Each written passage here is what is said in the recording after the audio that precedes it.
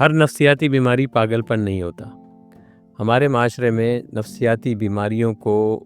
Stigma سمجھا جاتا ہے۔ اگر کسی کو کہیں کہ آپ کو دل کی بیماری ہے، لوگ بڑے شوق سے بڑے فخر سے کارڈیولوجسٹ کے پاس تو چلے جاتے ہیں، لیکن اگر کسی کو یہ کہا جائے کہ آپ کو نفسیاتی بیماری ہے تو وہ نہ صرف اس کو مائنڈ کر جاتا ہے بلکہ اوائڈ کرنے کی کوشش کرتا ہے، کیونکہ ہمارے معاشرے میں نفسیاتی بیماریوں کو اب تک جو ہے قبول نہیں کیا جاتا، وہ ایک اسٹگما ہے۔ لیکن نفسیاتی بیماریوں کو لوگ سمجھتے ہیں کہ شاید یہ پاگل پن ہے۔ ہر نفسیاتی بیماری پاگل پن تو نہیں ہوتی، نفسیاتی بیماریاں کئی طرح کی ہوتی ہے۔ مثال کے طور پہ اگر کسی کو طبیعت میں پریشانی ہو رہی ہے، بے چینی ہے، اسٹریس، دیکھیں آج کل کی زندگی میں اسٹریس ایک بہت کامن پرابلم ہے، وہ بھی ایک نفسیاتی مسئلہ ہے۔ تو اگر اس کے لیے کسی پروفیشنل ہیلپ کی ضرورت پڑتی ہے تو اس کا مطلب یہ نہیں کہ کوئی اس کو پاگل قرار دے دیا گیا ہے، یا کسی نے سائیکیٹرسٹ سے رابطہ کر لیا ہے تو اس کو یہ سمجھا جائے کہ یہ تو نفسیاتی بیماری ہے، اس کا علاج کرا رہا ہے۔ اور ایک بہت امپورٹنٹ چیز یہ ہے کہ لوگ سمجھتے ہیں کہ بس دوائیوں کے عادی ہو جائیں گے، اس وجہ سے نفسیاتی بیماریوں کے علاج پہ آمادہ نہیں ہوتے۔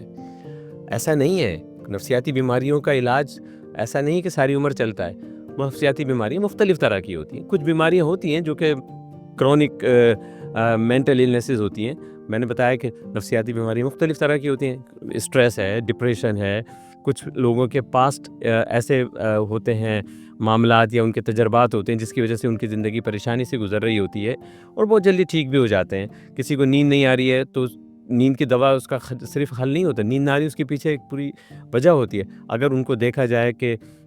کیا یہ بیماری جو ہے ان کی نیند متاثر کر رہی ہے، کیا نفسیاتی مسئلہ جو ہے ان کے تعلقات کو متاثر کر رہا ہے، کیا یہ ان کی پریشانی جو ہے ان کے جاب پہ اثر انداز ہو رہی ہے، تو بجائے یہ کہ اپنے معاملات کو خراب کرتے رہیں، جاب افیکٹ ہوتی رہے، گھر کے معاملات خراب ہوتے رہیں اور صرف سائیکیٹرسٹ سے یا سائیکولوجسٹ سے اس لیے رابطہ نہ کریں کہ اسٹگما ہے، لوگ کیا کہیں گے، تو نفسیاتی بیماریاں قابل علاج بھی ہوتی ہیں۔ اگر فرض کریں خدا نخواستہ کسی کو اگر نفسیاتی بیماری، شدید نفسیاتی بیماری بھی ہے، اس کا علاج بھی کرانے میں کوئی ایسا نہیں کہ ساری عمر علاج نہیں چلتے، کچھ بیماری ہیں ان کے لمبا عرصہ علاج کی ضرورت پڑ سکتی ہے، لیکن اس میں پھر یہ ہوتا ہے کہ آپ جو ہے علاج تو شروع کریں، اس کے بعد جو ہے آپ دیکھیں گے کہ علاج جب شروع ہو جاتا ہے تو ڈیوریشن کم بھی ہو جاتا ہے، دوائیاں کم بھی ہو جاتی ہیں۔ تو نفسیاتی بیماریوں کی علامات سب سے پہلے پتہ ہونی چاہیے کہ کب جو ہے وہ نفسیاتی بیماری جو قابل علاج ہے، اور تو اس کی سب سے بہتر تو یہ ہوتا ہے کہ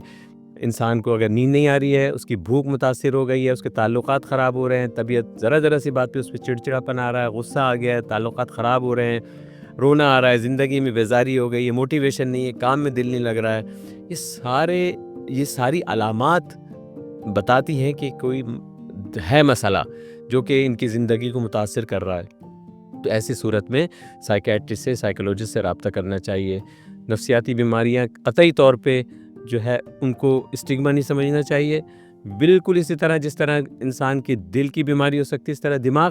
بھی انسان کے جسم کا حصہ ہے، اس کا انسان کی روزمرہ زندگی پہ بہت اثر پڑتا ہے، اور دماغ کبھی کبھی تو انسان کی ذاتی زندگی میں بہت زیادہ متاثر کر دیتا ہے، اس کی فزیکل ہیلتھ کو بھی متاثر کرتا ہے۔ مثال کے طور پہ اگر کسی کو ٹینشن ہے تو اس کو بلڈ پریشر شروع ہو جائے گا، اگر اس نے ٹینشن کا مسئلے کا حل نہیں نکالا تو اس کو بلڈ پریشر ہو سکتا ہے، اس کو